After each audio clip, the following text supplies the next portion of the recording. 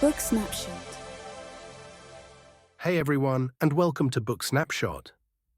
Today we're diving into Influence, the Psychology of Persuasion by Robert B. Cialdini, a groundbreaking book that explores the science behind why people say yes and how to apply these principles ethically in everyday life. Cialdini, a renowned psychologist, spent over 35 years studying the art of persuasion, and in this book he distills his findings into 6 powerful principles. Whether you're in sales, marketing, leadership, or just want to understand human behavior better, this book is packed with insights that will change the way you think about influence. So let's explore the key lessons and strategies from this classic and discover how you can use the principles of persuasion to achieve your goals, ethically and effectively. Cialdini identifies 6 key principles of persuasion that are deeply rooted in human psychology. Let's break them down in detail. 1. Reciprocity. Reciprocity is the idea that people feel obligated to return favors. Cialdini explains that this principle works because humans are wired to reciprocate kindness. For example, when a restaurant gives you a free mint with your bill, you're more likely to leave a bigger tip. Similarly, charities often include small gifts, like address labels in their mailings, to encourage donations. Cialdini shares a fascinating study where waiters who gave customers a single mint at the end of a meal saw a 3% increase in tips. When they gave 2 mints, tips increased by 14%. And when they gave 1 mint, walked away, then returned with another, tips jumped by 23%. This shows that the timing and manner of giving can amplify the effect of reciprocity. Another example is the Hare Krishna Society, which used to give flowers to people in airports. Even though many people didn't want the flowers, they felt obligated to donate money in return. This demonstrates how powerful reciprocity can be, even when the initial gift is unsolicited. 2. Commitment and consistency. Once people commit to something, they're more likely to follow through to stay consistent with their self-image. Cialdini explains that this principle is rooted in our desire to appear reliable and trustworthy. For instance, if you publicly commit to a goal, like posting your fitness journey on social media, you're more likely to stick with it. Cialdini shares the story of a car dealership that increased sales by asking customers to fill out a simple form about their car preferences. Once customers committed to their preferences, they were more likely to follow through with a purchase. Cialdini also discusses the foot-in-the-door technique, where small initial commitments lead to larger ones.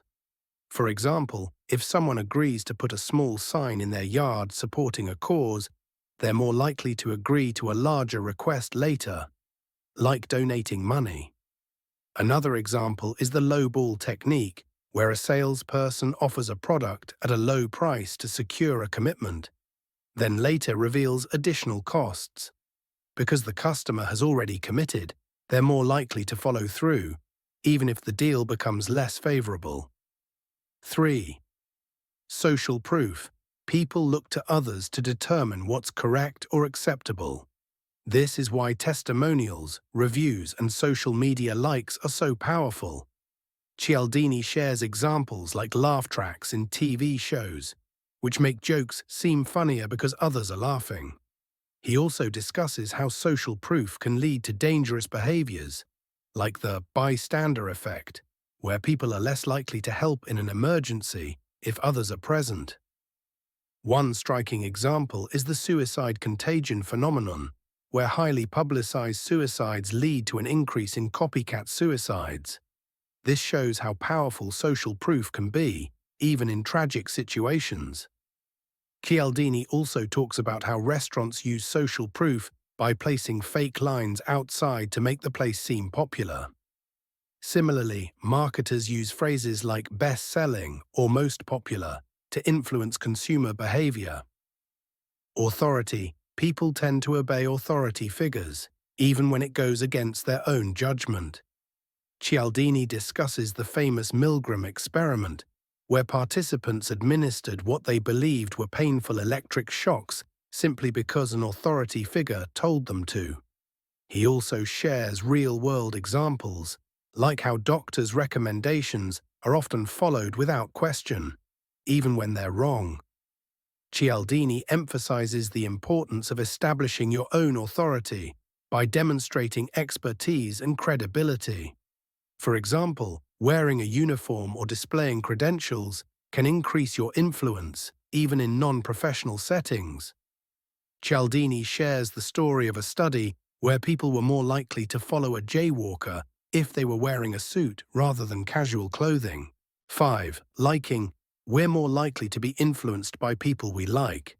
Factors that increase liking include similarity, compliments, and cooperation. Cialdini explains how salespeople often build rapport by finding common ground with their customers. For example, a car salesman might mention that they're from the same hometown or share a hobby. He also discusses the halo effect, where one positive trait, like attractiveness, influences our perception of other traits, like intelligence or kindness. This is why celebrities are often used in advertising. Their likability transfers to the product. Cialdini shares the story of Tupperware parties, where friends and family gather to buy products. The host's likability increases the likelihood of sales, even if the products are overpriced. 6. Scarcity. People value things more when they're scarce or limited. This is why phrases like limited time offer or only a few left in stock are so effective. Cialdini warns that scarcity can also lead to irrational decision-making, like panic buying during a crisis. He shares the story of a cookie store that increased sales by advertising limited edition cookies, even though the recipe was the same as their regular cookies. The key takeaway is that scarcity creates a sense of urgency, which can override rational thinking. Cialdini also discusses how scarcity is used in auctions, where bidding wars drive up prices because people fear missing out. Cialdini doesn't just explain these principles, he shows how they're used in real-world scenarios, from marketing and sales to politics and everyday interactions. Marketing. Companies use social proof by showcasing customer reviews and scarcity by creating limited edition products. Negotiation.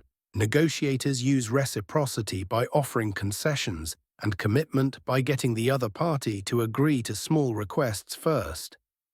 Leadership. Leaders use authority by demonstrating expertise and liking by building strong relationships with their teams.